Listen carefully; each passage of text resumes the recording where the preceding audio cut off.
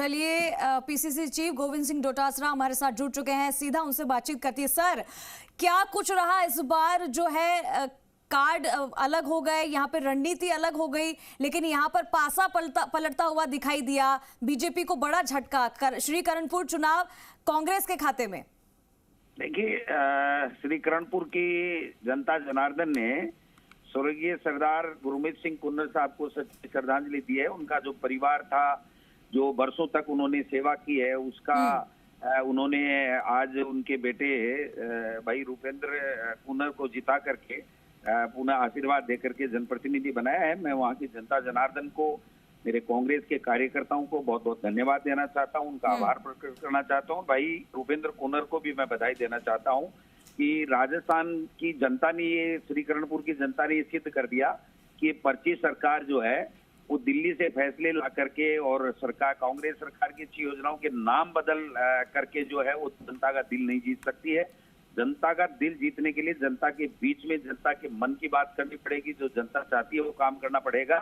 इन्होंने 1 महीने में केवल और केवल कांग्रेस सरकार की अच्छी योजनाओं के नाम बदले हैं और करणपुर की जनता ने, जो शेर जनता है, उसने वहां का मंत्री बदल दिया। तो सर, क्या लग रहा है, क्या पहले से ही आपको अंदाजा हो गया था? जिस तरीके से रुझान सामने आ रहे थे, कभी बीजेपी के पाले में, कभी कांग्रेस के पाले में, क्या लग रहा था आपको रुझानों को देखकर? स्वर्गीय गुरमीत सिंह जी कुन्नर साहब का जो व्यक्तित्व था, जो उनकी सेवा थी, जो उनका आपस में वहाँ की जनता के साथ में भाईचारा था, प्रेम था, 36 कौमों को साथ लेकर के ऐतिहासिक विकास कराया।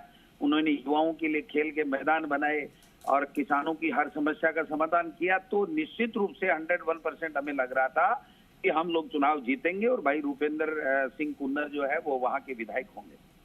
सर, क्या लग रहा है कि यहाँ पर, क्या अगर इस बात को देखा जाए, क्योंकि चुनाव जब से डेट इसकी फिक्स हुई थी और कहा था कि डिक्लेयर कर दिया था कि इस दिन चुनाव होगा, इस दिन मतगणना होगी, रिजल्ट आएगा, तो सहानुभूति एक कहीं ना कहीं देखी जा रही थी। क्योंकि गुरमीत सिंह कुन्नर के निधन के बाद जिस तरीके से रूपेंद्र सिंह कुन्नर को प्रत्याशी के तौर पर खड़ा किया गया, कहीं ना कहीं ये सहानुभूति जो लोगों की थी उनके प्रति, वो यहाँ पर काम आई है। देखो, दोनों बातें हैं। सहानुभूति तो थी उनकी प्रति, लेकिन साथ में ही जो भारतीय जनता पार्टी की तानाशाही और असंवैधानिक जो सरकार काम कर रही थी, उनको भी उन्होंने, जनता ने आईना दिखाया है कि आप मंत्री बना सकते हो असंवैधानिक रूप से चलते चुनाव में आदर्श आचार संहिता के दौरान, लेकिन आप एमएलए नहीं बना सकते। ये पहला ऐसा वाक्य होगा देश में कि इस तरीके से चलते चुनाव में आचार संहिता के बीच में मंत्री बनाया। ये पहला देश का अग्निवीर मंत्री होगा जिसको बिना स्थायी किए ही घर भेज दिया गया, बिना चार्ज लिए ही घर भेज दिया। जी सर, आप हमारे साथ बने रहिए। सुखविंदर सिंह रंधावा हमारे साथ जुड़ चुके हैं, उनका रुख करना चाहूंगी मैं।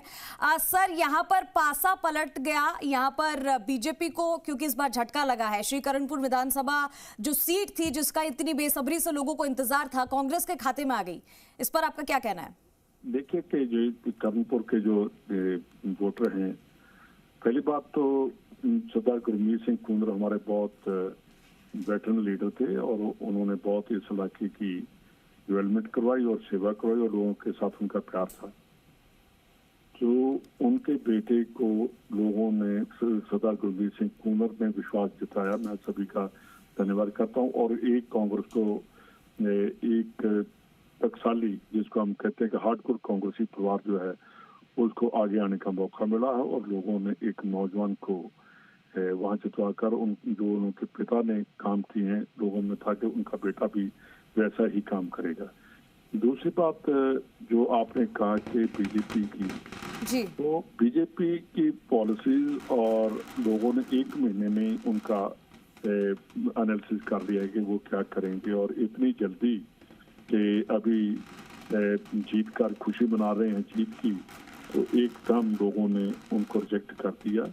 कहीं ना कहीं उनकी पॉलिसीज, उनके कहने और कथनी पर लोगों ने जो विश्वास नहीं किया। तो ऐसी बात है कि गंगानगर, हनुमानगढ़ और ये सभी इलाके ने कांग्रेस को बहुत जबरदस्त दिया था, हंगारा दिया और जीत हुई दिलवाई। तकरीबन हम मेजोरिटी में यहाँ